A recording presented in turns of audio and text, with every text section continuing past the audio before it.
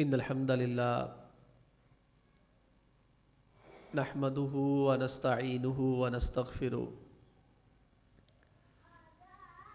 ونعوذ باللہ من شرور انفسنا ومن سیئات اعمالنا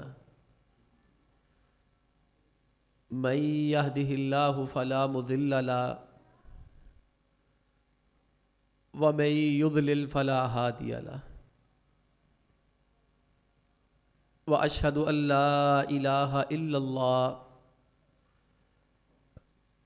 وأشهد أن محمدًا عبده ورسوله أما بعد فإن خير الحديث كتاب الله وخير الهدي هدي محمد صلى الله عليه وسلم وشر الأمور محدثاتها وكل محدثة بدعة وكل بدعة ضلالة وكل ضلالة في النار. قال الله تعالى في محكم تنزيله إنما يعمر مساجد الله من آمن باللہ والیوم الآخر وأقام الصلاة وآت الزکاة ولم یخش الا اللہ فعسى أولئک ان یکونوا من المہتدین. محترم بھائیو، عزیز بزرگوں اور دوستو، یہ مسجدیں بنانا اور ان کی تعمیر میں حصہ لینا یہ نبیوں کا کام ہے. اگر ہم دیکھیں انبیاء اکرام علیہم الصلاۃ والسلام کی زندگیوں کو تو ہمیں کئی نبی ایسے ملیں گے جنہوں نے مسجدیں تعمیر کی یا مسجدیں خود تعمیر کی اپنے ہاتھ سے یا مسجدیں بنوائی ہیں. آپ دیکھیے جناب ابراہیم علیہ السلام نے 2 مسجدیں بنوائی اور خود بنائی ہیں اپنے بچوں کو ساتھ ملا کر. ایک انہوں نے بیت اللہ بنایا، وہ حالی نے کہا ہے نا، دنیا کے بت قدوں میں پہلا وہ گر خدا کا، خلیل ایک معمار جس کا بنا تھا. انہوں نے اپنے بڑے بیٹے جناب اسماعیل علیہ السلام کے ساتھ مل کے مسجد بنائی. وَإِذْ يَرْفَعُ إِبْرَاهِيمُ الْقَوَاعِدَ مِنَ الْبَيْتِ وَإِسْمَاعِيلُ. اللہ فرماتے ہیں وہ منظر بڑا ہی شاندار ہے، قابل غور ہے، قابل ذکر ہے. جب ابراہیم اور اسماعیل دونوں باپ بیٹا اپنے ہاتھوں سے اینٹیں لگا کے اللہ کا گھر بنا رہے تھے، پھر ان کے دوسرے بیٹے جناب اسحاق علیہ السلام، ان کے ساتھ مل کے ابراہیم علیہ السلام نے بیت المقدس بنایا. پھر انہی کی نسل میں سے آگے چل کر جناب سلیمان علیہ السلام نے بھی مسجد اقصی بیت المقدس کی تعمیر کرائی جنوں سے، وہ بھی ایک شاہکار بنوایا. پھر نبی کریم علیہ السلام جب مدینہ طیبہ تشریف لائے تو آپ علیہ السلام نے جگہ خریدی اور جگہ خرید کے آپ علیہ السلام نے صحابہ کے ساتھ مل کے اینٹیں بنائی، صحابہ کے ساتھ مل کے خود مسجد بنائی. صحابہ اکرام رضی اللہ تعالی عنہم کی فرمائش اور کہنا تھا کہ آپ علیہ السلام کو آپ تشریف رکھیں، تو آپ علیہ السلام نے انکار کرتے ہوئے ساتھ شرکت کی. اور صحابہ اکرام جب گرد و غبار میں اٹے ہوئے تھے، گارا ہاتھوں پہ لگا ہے، مٹی چہرے پہ لگی ہے، تو اللہ کے نبی علیہ الصلاۃ والسلام ان کو دیکھ کے خوش ہو رہے تھے، اور آپ علیہ الصلاۃ والسلام ان کے لیے بخشش کی دعائیں فرما رہے تھے. اللہم لا عیش الا عیش الآخرہ فاغفر للانصار والمہاجرہ. یا اللہ، اصل جو موج اور مستی کی زندگی ہے وہ تو آخرت کی ہے، دنیا کیا ہے؟ فاغفر للانصار والمہاجرہ. یا اللہ، جو مسجد کے اندر انصاری ہیں ان کے بھی گناہ معاف کر دے، جو مہاجر ہیں ان کے بھی گناہ معاف کر دے. اس لیے مسجدیں بنانے والے، اس کی تعمیر کرنے والے کوئی معمولی لوگ نہیں ہوتے. یہ انبیاء کے وارث ہیں، انبیاء کے نقش قدم پہ چلنے والے. پھر جو مسجد کی تعمیر میں حصہ لے، پیسہ لگائے، آپ علیہ الصلوۃ والسلام فرماتے ہیں من بنا للہ مسجدا بنى اللہ لہ بیتا فی الجنہ. فرمایا جو بندہ دنیا میں مسجد تعمیر کر رہا ہوتا ہے وہ حقیقت میں دنیا میں نہیں، جنت کے اندر اپنا گھر بنا رہا ہوتا ہے. وہ زندگی میں دنیا میں مسجد کی تعمیر کرتا ہے، اللہ اس کا گھر مسجد کے اندر بنا دیتا ہے. اب اللہ کتنے پیسے چاہتا ہے، کتنے کروڑ اور کتنے لاکھ روپیہ چاہتا ہے، کتنے سو چاہتا ہے؟ اللہ اصل میں نیت دیکھنا چاہتا ہے کہ جتنی کسی کی نیت صاف ہے، کھری ہے، اتنا اس کو زیادہ ثواب ہے. آپ علیہ السلام فرماتے جو اللہ کی راہ میں مسجد تعمیر کرتا ہے کمفحص قطعۃ لبیضھا، فرمایا اتنی جگہ کی مسجد تعمیر کرتا ہے، صرف اتنا سا حصہ لیتا ہے جتنی جگہ پہ کبوتری انڈا دیتی ہے. کبوتری چھوٹا سا انڈا دیتی ہے.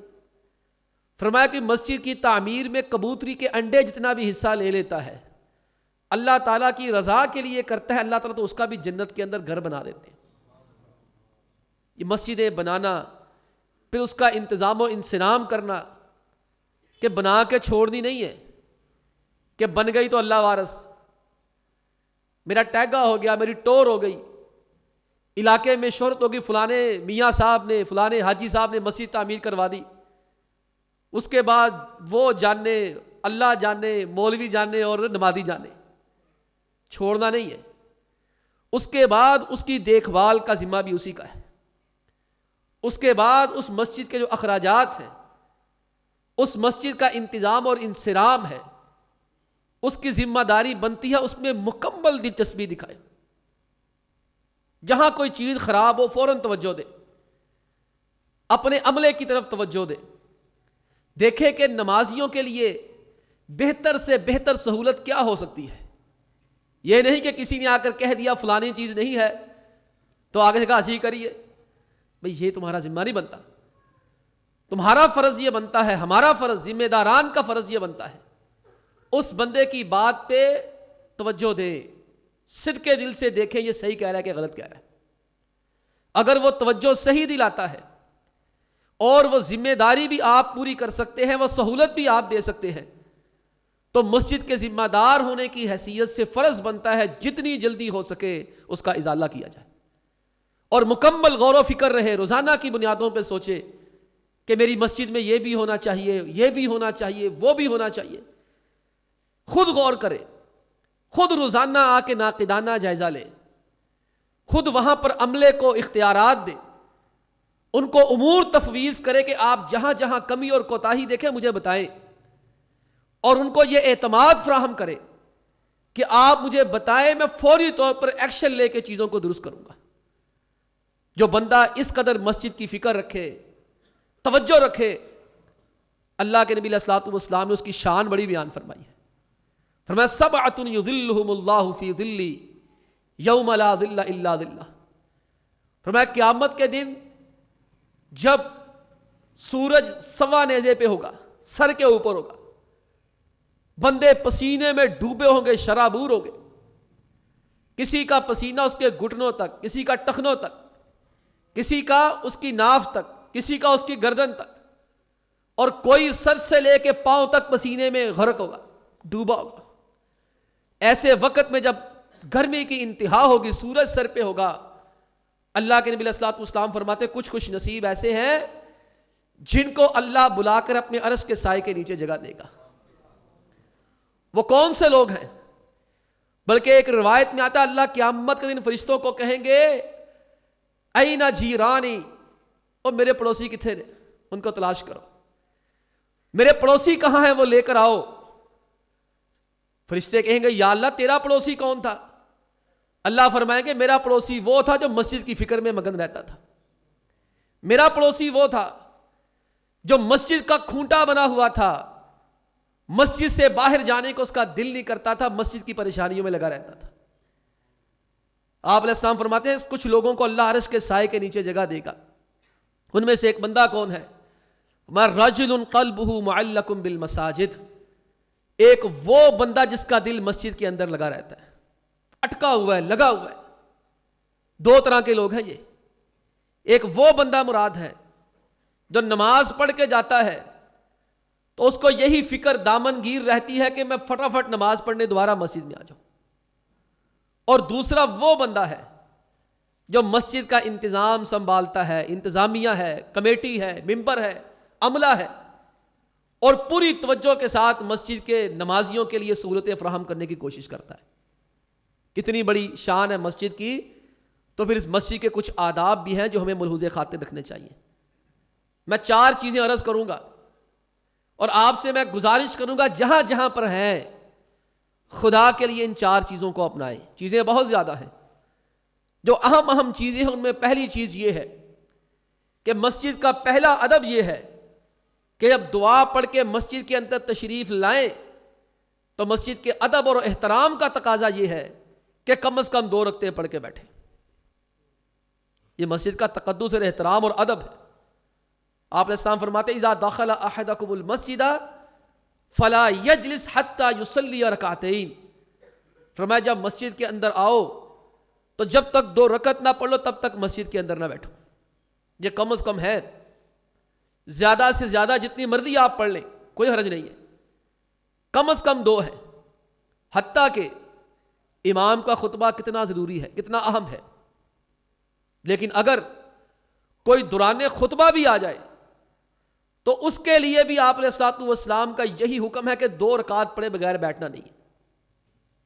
یہ خطبہ بہت اہم ہے، اسی خطبے کے لیے اور اس میں جو نصیحت کی جاتی ہے اس کو سماعت کرنے کے لیے نماز کو 4 سے 2 کر دیا گیا ہے، تاکہ لوگ تو خطبہ توجہ سے سن لیں۔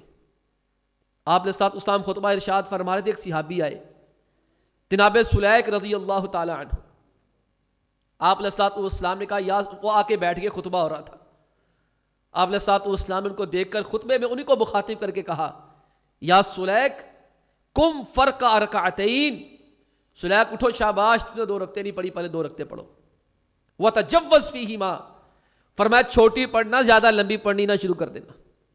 اس لیے آپ احباب سے گزارش ہے کہ جب مسجد میں تشریف لایا کریں کم از کم 2 رکعت پڑھا کریں، کم از کم۔ اور دوسری گزارش یا دوسرا ادب جو مسجد کا تقاضا ہے، بھائیو مسجد کے اندر شور شرابہ نہیں ہونا چاہیے۔ بات بڑھانے سے پہلے ہم اپنی اپنی مسجدوں کی حالتوں پہ غور کر لیں۔ ہماری مسجدوں کے اندر کیا ہوتا ہے؟ کوئی تھیٹر بنے ہوئے ہیں، کوئی میوزیکل پروگرام بنے ہوئے ہیں، کوئی ہاہا کھی ہو رہی ہے، کوئی وہاں بیٹھ کے ناشتے چل رہے ہیں، کہیں ادھر بیٹھ کے اڈے بنے ہوئے ہیں۔ معذرت کے ساتھ بعض مسجدیں کم لگتی ہیں، وہاں پر یوں لگتا ہے جیسے ان علاقے کے رؤساء نے اپنے بیٹھنے کے لیے، نشست و برخاست کے لیے اڈے بنائے ہوئے ہیں، کھانے پینے کے اڈے بنائے ہوئے ہیں، کاروبار کے اڈے بنائے ہوئے ہیں۔ اللہ کے نبی علیہ الصلوۃ والسلام نے شور روکنے کے لیے مسجد میں کاروبار کرنے کی اجازت نہیں دی، کاروبار کی بات کرنے کی اجازت نہیں تھی۔ مسجد کے اندر آپ گمشدہ چیز کا اعلان نہیں کر سکتے، مسجد کے اندر آپ کاروبار نہیں کر سکتے، بلکہ نبی کریم علیہ الصلوۃ والسلام نے اس کے لیے بد دعا کرنے کا حکم دیا جو مسجد کے اندر کاروبار کی باتیں کرتا ہے، جو مسجد کے اندر گمشدہ چیز کا اعلان کرتا ہے۔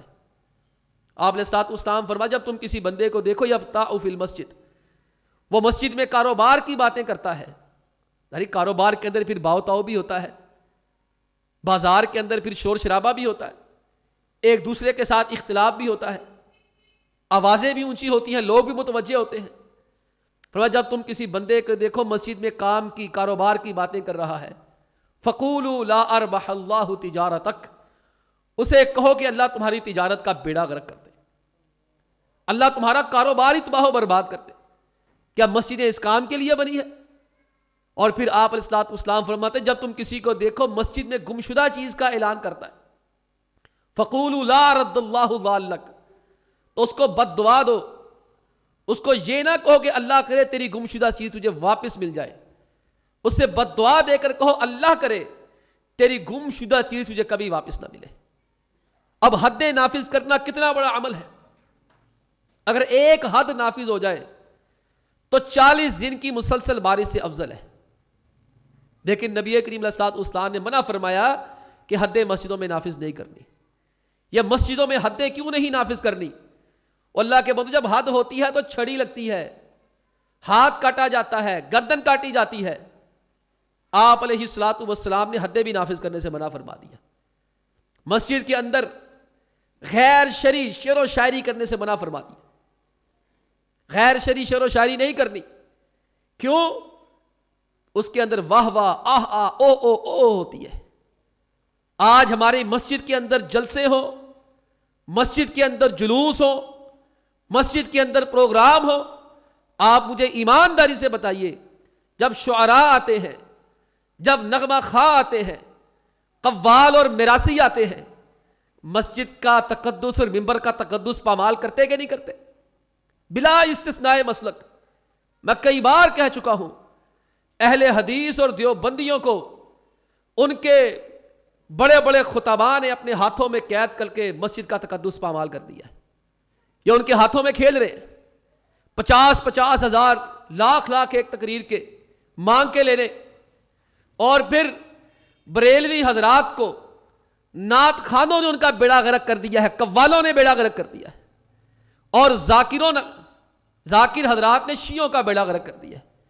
آپ ویڈیو نکالیں، جائیں گھر میں یوٹیوب پر ہر بڑا نعت خواں نکال لیں، آپ وہاں جا کر ویڈیو کسی کی بھی نکال لیں پروگرام کی، مسجد کے اندر پروگرام ہے، پھر ایمانداری کے ساتھ فیصلہ کر لیں یہ مسجد کا تقدس برقرار رہتا ہے؟ ادھر سے سبحان اللہ ہو رہی ہے، ادھر سے ماشاء اللہ ہو رہی ہے، ادھر سے واہ واہ ہو رہی ہے، ادھر سے جیسے کنجروں پہ پیسے پھینکے جاتے ویسے پیسے پھینکے جا رہے ہیں۔ سچ آکھا دے پامبڑ بالدا ہے۔ اللہ کے بندو، یہ مسجد کے تقدس کے منافی۔ مسجد میں تو آواز ہونی نہیں چاہیے، مسجد میں تو آہیں اور سسکیاں ہونی چاہیے۔ مسجد تو اس لیے تھی کہ یہاں آ کے دل نرم ہو جائے۔ آج اصلاح کیوں نہیں ہوتی؟ اقبال نے کہا تھا نا، لباتا ہے دل کو کلام خطیب، مگر لذت شوق سے بے نصیب۔ فائدہ ہوتا کوئی؟ واعظ قوم کی وہ پختہ خیالی نہ رہی، برکے تبھی نہ رہی، شعلہ مقالی نہ رہی، رہ گئی رسم اذاں روح بلالی نہ رہی۔ صرف ایک فنکاری رہ گئی، علم نہیں رہا، اس کی جگہ فنکاری نے لے لی ہے، اس کی جگہ اداکاری نے لے لی ہے، اور ہمارے دل بھی انہی چیزوں کو پسند کرتے ہیں۔ اللہ کے نبی علیہ الصلوۃ والسلام جب درس دیتے تھے نا، صحابہ فرماتے ہماری آنکھوں سے آنسو نکل جاتے تھے۔ صحابہ فرماتے ہم مسجدوں میں ایسے بیٹھے ہوتے تھے جیسے ہمارے سروں کے اوپر کسی نے پرندے رکھ دیے، پرندے بیٹھے ہوئے ہیں، ذرا سی حرکت کی تو پرندے اڑ جائیں گے۔ اللہ کے بندو، اس چیز کا احساس کریں، اپنی اپنی سطح پہ جہاں ہیں ایسے لوگوں کی حوصلہ شکنی کریں، ایسے افراد کی حوصلہ شکنی کریں، اور مسجد کے اندر شور شرابہ کرنا ہے تو یار باہر چلے جائیں۔ اس کا تقدس کیوں پامال کرتے ہیں؟ عمر فاروق رضی اللہ تعالی عنہ مسجد نبی میں تشریف فرما تھے، صحیح بخاری کی روایت ہے۔ تابعی کہتے ہیں مجھے بلا کر کہنے لگے وہ 2 بندے لے کر آؤ۔ کہتے ہیں میں نے ان 2 بندوں کو کہا آپ کو عمر فاروق رضی اللہ تعالی عنہ بلا رہے ہیں۔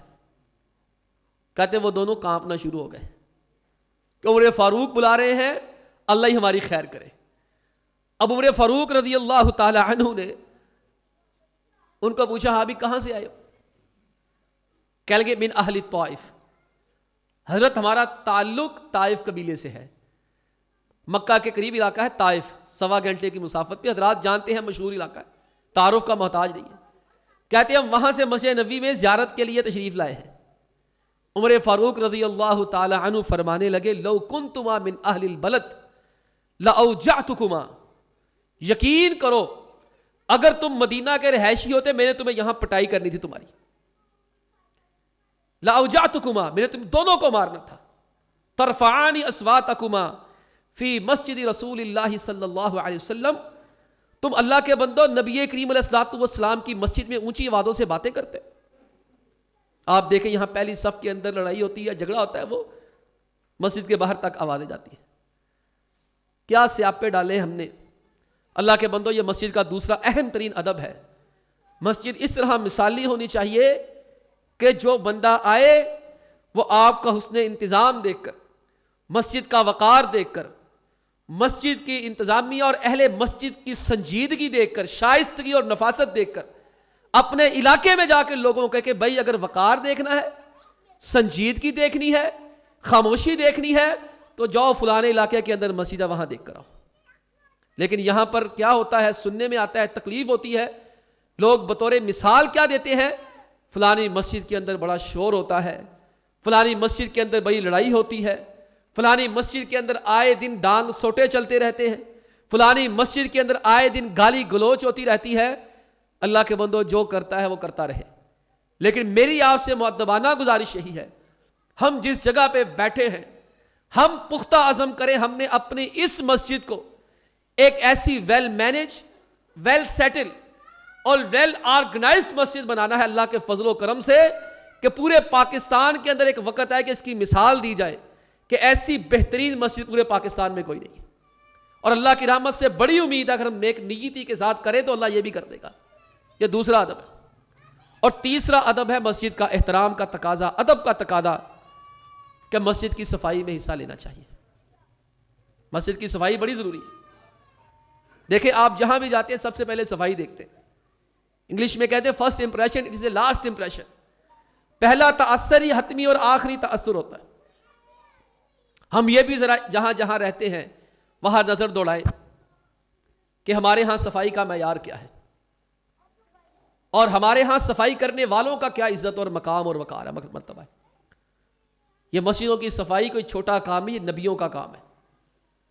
اللہ رب العالمین نے جب مسجد بنائی نا، بیت اللہ بنوایا جناب ابراہیم علیہ السلام سے اور جناب اسماعیل علیہ السلام سے، اللہ فرماتے وَأَحِدْنَا إِلَىٰ إِبْرَاهِيمَ وَإِسْمَاعِيلَ أَن طَهِّرَ بَيْتِيَ لِلطَّائِفِينَ وَالْعَاكِفِينَ وَالرُّكَّعِ السُّجُودِ۔ اللہ فرماتے میں نے وعدہ لیا، ہم نے وعدہ لیا کس سے؟ ابراہیم و اسماعیل، ابراہیم اور اسماعیل سے، ان طہر بیتیا، دو باپ بیٹے نے کچھ بھی نہیں کرنا، میرے گھر کی صفائی کرنی ہے۔ اللہ کے تعالیٰ کے بعد سب سے اعلیٰ درجہ نبی کریم علیہ الصلوۃ والسلام کا ہے، اور نبی کریم علیہ الصلوۃ والسلام کے بعد سب سے زیادہ درجہ جناب ابراہیم علیہ الصلوۃ والسلام کا ہے۔ اتنی عظیم الشان شخصیت ہے، اللہ رب العالمین ان سے وعدہ کیا لے رہے ہیں؟ دنیا جہاں کی امامت بھی دے دی، سارا کچھ دے دیا، ساری دعائیں قبول کر لی، حتیٰ کہ ابراہیم علیہ السلام نے دعا کی تھی یا اللہ آج کے بعد جتنے نبی آئے میری نسل سے ہی ہے۔ اللہ نے یہ دعا بھی قبول کر لی۔ ابراہیم علیہ السلام کے بعد جتنے پیغمبر ہوئے ہیں سارے ان کی نسل سے ہوئے، حتیٰ کہ نبی کریم علیہ السلام بھی۔ وہ پھر حال ہی یاد آتا ہے نا، دعائے خلیل اور نوید مسیحا، کہ ابراہیم علیہ السلام کی دعا تھی اور مسیح علیہ السلام کی دی ہوئی خوشخبری تھی کہ آخری نبی کا ظہور ہوگا، احمد کا ظہور ہوگا۔ ابراہیم علیہ السلام سے، اسماعیل سے اللہ وعدہ کیا لیتے ہیں؟ ان طہر بیتی للطائفین والعاکفین والرکع السجود۔ ابراہیم اس گھر کے اندر لوگ طواف کرنے بھی آئیں گے، اس گھر میں لوگ اعتکاف کرنے بھی آئیں گے، اس گھر میں لوگ رکوع اور سجدہ کرنے بھی آئیں گے، تمہارا ذمہ یہ بنتا ہے تو نے اس گھر کی صفائی کرنی ہے، یہ گھر کبھی گندا نہیں ہونا چاہیے۔ دل پہ ہاتھ رکھ کے اپنے اپنے علاقے کی مسجدوں کو نظر سے دیکھیں کیا ہو رہا ہے۔ یہ انتظامیہ کا فرض بنتا ہے، اس ذمہ دار کا فرض بنتا ہے، عملے کا فرض بنتا ہے کہ آپ کو گرد و غبار نظر نہیں آنا چاہیے، کوئی تنکا نظر نہیں آنا چاہیے، کسی قسم کی ایسی چیز نظر نہ آئے جو طبیعت پہ گراں گزرے، ناگوار گزرے۔ ہمارے ہاں الٹی گنگا بہتی ہے، اس کی شاید دو وجوہات ہیں جو میں سمجھا ہوں۔ پہلی وجہ تو یہ ہے کہ معاشرے کے اندر وہ طبقہ بہت حقیر سمجھا جاتا ہے جو مسجدوں کی صفائی کرتا ہے۔ ہمارے ہاں اسے بہت ہی ہلکا سمجھا جاتا ہے.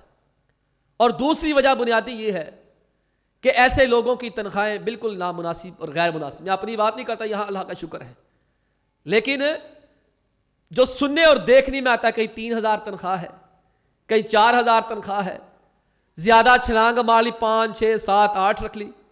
اللہ کے بندو, ایمانداری سے دل پہ ہاتھ رکھ کے سوچو, کیا 8,000 کے اندر ایک بچے کا گزارا ہوتا ہے؟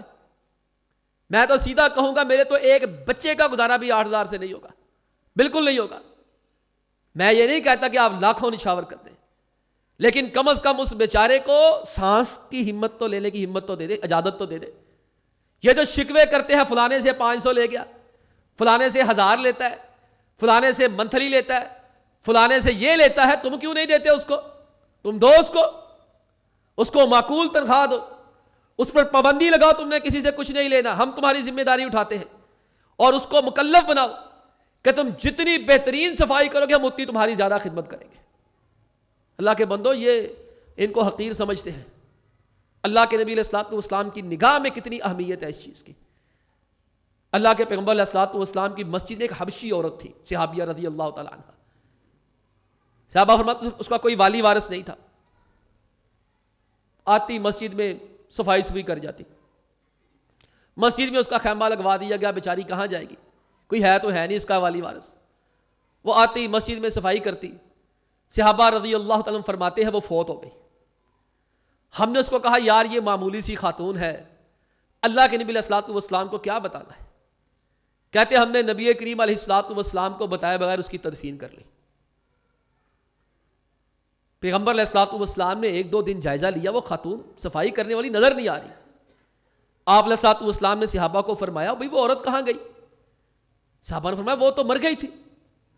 میں افلا آذنتمونی حلا آذنتمونی, اور مجھے کیوں نہیں بتایا تھا؟ صحابہ نے کہا ہم نے کہا رات کا وقت ہے, آپ آرام فرما رہے تھے, آپ کی نیند خراب ہوگی, ہم نے رات کو دفن کر دیا. اب دیکھیے نبی کریم علیہ الصلوۃ والسلام کی عظمت دیکھیے, آپ علیہ الصلوۃ والسلام نے کتنی اہمیت دی اس کو. میں دلونی علی قبرہا, مجھے بتاؤ اس کی قبر کہاں ہے, مجھے بتاؤ اس کی قبر کہاں ہے. صحابہ کو ساتھ لے کر کے صحابہ فرماتے فصلی علیہا, اللہ کے نبی علیہ الصلوۃ والسلام نے اس کی قبر کے پاس قبرستان میں صفیں بنوائی. اس کا جنازہ ہو چکا تھا, صحابہ اس کا جنازہ پڑھ چکے تھے, لیکن نبی کریم علیہ الصلوۃ والسلام کے ہاں صفائی کرنے والی خاتون کی اتنی حیثیت اور اہمیت ہے کہ مسجد کی صفائی کرتی ہے. اللہ کے پیغمبر علیہ الصلوۃ والسلام نے نماز جنازہ دوبارہ پڑھی, اور انہی صحابہ کو دوبارہ پیچھے کھڑا کر کے خود آگے امامت کروائی, اور نماز پڑھانے کے بعد کہا ان هذه القبور, میرے صحابہ یہ جو قبریں ہوتی ہیں نا, مملوءۃ ظلمۃ علی اہلھا, یہ اندھیر نگری ہے, یہاں اندھیرا ہی اندھیرا ہے, کچھ نہیں ہے. وَإِنَّ اللَّهَ يُنَوِّرُهَا لَهُمْ بِالصَّلَاةِ عَلَيْهِمْ, یہ اندھیرے سے بری کوٹری ہے, کوٹری تھی اس کی, میں نے نماز جنازہ پڑھی ہے, اللہ نے میرے نماز جنازہ پڑھنے کی وجہ سے وہاں روشنیاں کر دی. تم سمجھتے ہو اس کی حیثیت ہی کوئی نہیں, اوقات ہی کوئی نہیں, اور جس کی نگاہ میں امام اور خطیب کی حیثیت کوئی نہیں, اس کی نگاہ میں اس خادم کی کیا حیثیت ہونی ہے؟ اللہ کے بندو وہ بھی انسان ہے. اس لیے میری گزارش یہ ہے, جہاں زیادہ غلاظت اور گندگی ہو وہ ہم مطلع کریں, کوئی بات نہیں, لیکن جہاں تھوڑا بہت کچرا ہو, گرد و غبار ہو, تنکا پڑا ہے, کوئی چیز پڑی ہوئی ہے, تو میرے بھائیوں اس کو خود ہی اٹھا کے باہر کر دیا کریں. یہ چھوٹی چیز نہیں ہے. اللہ کے نبی السلام فرماتے اللہ نے میرے اوپر میری امت کی نیکیاں پیش کی, تو میں نے دیکھا کہ میری امت کی بڑی بڑی نیکیوں میں سے ایک نیکی کیا ہے کہ مسجد کے اندر تنکا پڑا ہوتا ہے کہ اس کو اٹھا کے باہر پھینک دیتا ہے. یہ اپنی روٹین بنائیں, بیت الخلاء جائیں, اچھی طرح پانی بہائیں, وضو کریں, اچھی طرح پانی بہائیں, وہاں کھنگار نہ ہو, وہاں گندگی اور غلاظت کا نام و نشان نہ رہے, اور پھر اس کے بعد آپ دیکھیں گے مسجد کیسے جگمگ اور روشن کرے گی. باتیں بڑی زیادہ ہیں. چوتھی بات میں کہہ کے اپنی بات کو مکمل کرتا ہوں. چوتھی بات ہے مساجد کے حوالے سے کہ مسجد کے اندر کسی قسم کی خرابی فساد نہیں ہونا چاہیے, یا مسجد کے ادب کے منافی ہے. کوئی گروپنگ نہیں ہونی چاہیے, کوئی لڑائی جھگڑا نہیں ہونا چاہیے. وہ کسی نے کہا تھا نا, میرا اس شہر عداوت میں بسیرا ہے فراز, میرا اس شہر عداوت میں بسیرا ہے فراز، جہاں لوگ سجدوں میں بھی لوگوں کا برا سوچتے ہیں. شرم آنی چاہیے. اچھا بھلا نظام چل رہا ہوتا ہے، ٹریک پہ چیز ہوتی ہے، پٹری پہ چڑھ جاتی ہے بڑی مشکل سے، کوشش کیا ہوتی ہے؟ بس انہیں خراب کر دی گئی طریقے میں. کوئی ایک داستان ہے؟ بکھری پڑی ہیں داستانیں. میں کہوں کہ ہر دوسری جگہ یہی حال ہے تو کوئی برا نہ ہوگا الا ماشاء اللہ. یہ کام نہ کرے. ومن اظلم ممن منع مساجد اللہ ان یذکر فیہا اسمہ وسعی فی خرابہا. اللہ فرماتے اس بدبخت سے بڑا ظالم کون ہے جو لوگوں کو اللہ کے گھروں میں اللہ کا ذکر نہیں کرنے دیتا. وسعی فی خرابہا، ہر وقت کوشش میں لگے فتنہ فساد ہی پیدا ہوتا رہے، لڑائی جھگڑا ہوتا رہے. اولئک ما کان لہم ان یدخلوها الا خائفین. اللہ فرماتے ہیں ایسے لوگوں کو چاہیے مسجد میں ڈر ڈر کے داخل ہو. ان کو مسجد میں داخل ہونے کی جرت نہیں ہونی چاہیے. لہم فی الدنیا خزي. اللہ فرماتے ہیں یہ بات آ جائے ورنہ میں ان کو دنیا کے اندر ذلیل کر کے رکھ دوں گا. وَلَهُمْ فِي الْآخِرَةِ عَذَابٌ عَظِيمٌ. اللہ فرماتے ہیں دنیا میں تو یہ ذلیل ہوں گے ہی ہوں گے، آخرت کے اندر ان کا بڑا بیڑا غرق ہوگا. انتظامیہ کو، اصحاب فہم کو چاہیے ایسے بندے کو آرام سے سمجھائے، بعد آ جاؤ ورنہ مسجد کے اندر نہ ہو. سیدھی بات ہے. آپ علیہ السلام فرماتے ہیں جو ادرک کچا کھائے، پیاز کچا کھائے، لہسن کچا کھائے، ہماری مسجد میں نہ آئے. علامہ عثیمین رحمۃ اللہ علیہ فرماتے ہیں کہ اگر کسی کو حلال چیز کھانے کی وجہ سے مسجد میں آنے سے منع کیا جا سکتا ہے تو کسی کو مسجد میں فساد کرنے کی وجہ سے بھی مسجد میں آنے سے منع کیا جا سکتا ہے. اصحاب فہم سے گزارش ہے ایسے بندے کو بڑھاوا نہ دے، ایسے بندے کو چندہ بھی نہ لے، پیسہ بھی نہ لے، آنا بھی نہ لے. انہیں بھوکے چنگے. اس کا کرائٹیریا کیا ہے؟ یہ کوئی سال 2 مہینے بعد 1000-2000 دے دیتا ہے، اس کو 2000 کے بجائے پلے سے 5-10 دے کے یا ساڑی جان چھاڑ دے، تیری مہربانی. یہ 4 چیزیں ہیں. اللہ سے گزارش ہے کہ اللہ سے دعا ہے کہ اللہ تعالی ہمیں اس پہ عمل کرنے کی بھی توفیق عطا فرمائے. وآخر دعوانا ان الحمد للہ رب العالمین.